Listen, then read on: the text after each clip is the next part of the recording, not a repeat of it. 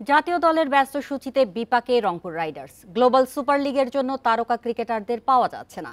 মিরাজ মাহেদী, সৌম্যদের খেলা নিশ্চিত করতে পারছে না ম্যানেজমেন্ট। সাকিব আল হাসানকে দলে নিতে চাইলেও রাজনৈতিক ইস্যুর সমাধান হয়নি জানিয়েছেন দলটির ডিরেক্টর শাহনিয়ান তানিম। রংপুর রাইডার্সের সাথে সাকিবের সম্পর্ক পুরনো, খেলতে চেয়েছিলেন একাধিক মৌসুম, এমনকি শেখ জামালের হয়েও প্রিমিয়ার লিগ খেলেছেন। সেই সম্পর্ক আর বোলিং অ্যাকশন শুধরানোর পর তাকে নিয়ে আবারও আগ্রহ দেখিয়েছে Rangpur Riders.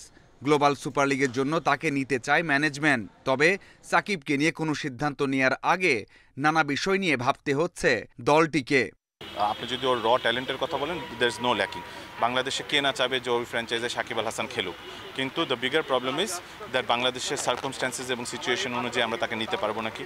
There is a lot to consider যে ওকে টিম নিলে এটার রিপ্রকাশনস কী হতে পারে। সো ওটার উপরে কনসিডার করে if we feel that he is the right selection, obviously আমরা ওনাকে নিতে চাই, but we are not the right one to answer যে আমরা ওনাকে নিতে পারবো না। সৌম্য, মাহেদী, রিশাদ, সোহান বড় অবদান রেখেছেন প্রথম শিরোপা জিততে।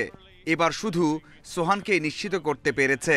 যদিও জাতীয় দলে ডাক পেলে আরও সমস্যায় পড়তে হবে। কাকে কাকে পাওয়া যেতে পারে তা নিয়ে নির্বাচকদের সাথে বসতে চায় কর্তারা। সোহান অবভিয়াসলি ন্যাশনাল টিমে খেলার মতো দাবি রাখে। এখন পর্যন্ত যেহেতু আসেনি, আমি মনে করি যে ও আসবে না কিনা। অবভিয়াসলি আমরা ওয়েল উইশার হয়ে থাকলে আমরা চাবো যে সে ন্যাশনাল টিমে যেই খেলুক। আমরা সিলেক্টরদের সাথে একটা মিটিংয়ের দাবি করেছি। আমরা চাই যে ওনারাও ওনাদের ভিশনটা বলুক, তাহলে আমরা টিমটাকে ওভাবে করেই গুছাতে পারবো।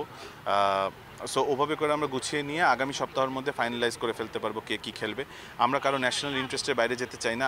বিদেশিদের নিয়ে অবশ্য কাজ সেরে ফেলেছে রংপুর রাইডার্স। কাইল মায়ার্স ও মোরজাই সহ 5 থেকে 6 তারকাকে সাইন করেছে দলটা। Mazharul Islam, independent news.